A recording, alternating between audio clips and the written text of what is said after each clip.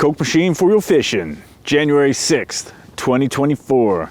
Here I am at Sunset Point, where things are starting to come together a little bit. We got a couple of pop-ups out here and one permanent hut. It seems like everybody's trying to avoid the area that was known to be open fairly recently, which is good, definitely. I just came from Calendar Bay, where things were really bopping. All the parking lots were jammed and the lake was covered in pop-up huts. Sorry I missed the live stream yesterday. I took my son out to Calendar Bay for the last hour of fishing and caught my first walleye of the season.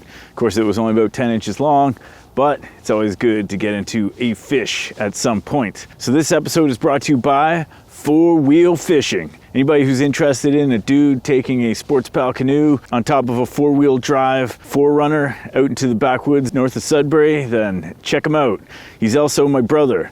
He gave me $50 for Christmas and I said, hey, I'm gonna make you a sponsor for an episode. And he's like, man, I don't see the point of that, but here we are, buddy. I also want to wish my dad happy birthday because today's his birthday and I think he might be the only one in my family who actually watches the ice reports. Things are coming together here on the lake. Things are getting colder. The ice is forming. It's still going slow and now we got a big winter storm coming our way. Everyone's a little bit concerned about that, and you should be, because if that snow covers up the ice that's forming, it might slow down the progress that we're really hoping for out here. But there is also a good chance that snow will blow off the ice, because that's often what happens, so we'll see how that plays out. Definitely snow on the ice that's just forming is not a great thing. We'll see how it plays out. That's all we can do.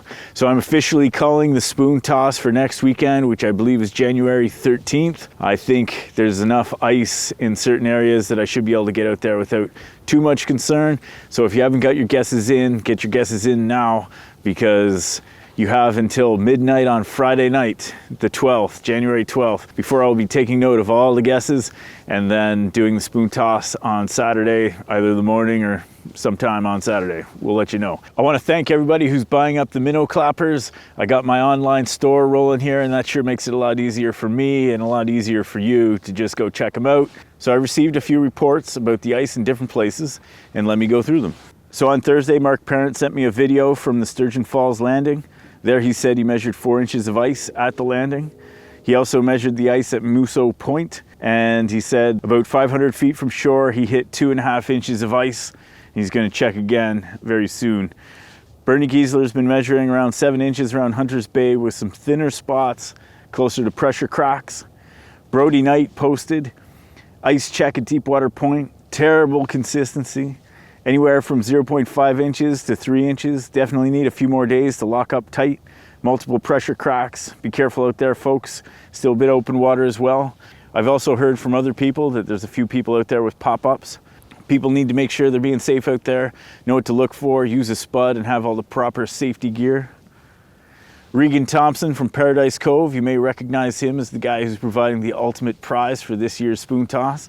Regan says they got 6 inches of ice on the west arm in the Paradise Cove area, and they got their huts out. Andrew Martin, also in the west arm, posted the west arm of Lake Nipissing was open yesterday, January 4th, and froze over today. I wouldn't recommend going out on this weekend, but if you do, be careful. Pictures from yesterday. So I'll be doing another edited report tomorrow, so if anybody has any information, send a message to 4realfishing@gmail.com. If you want to sponsor an ice report, send a message to sponsortheicereport@gmail.com. The cost is $50. You can send me a bunch of pictures of you and your buddies catching fish and be a part of 4-Wheel Fishing history forever. Anyway, we'll talk to you guys tomorrow. Have a great night.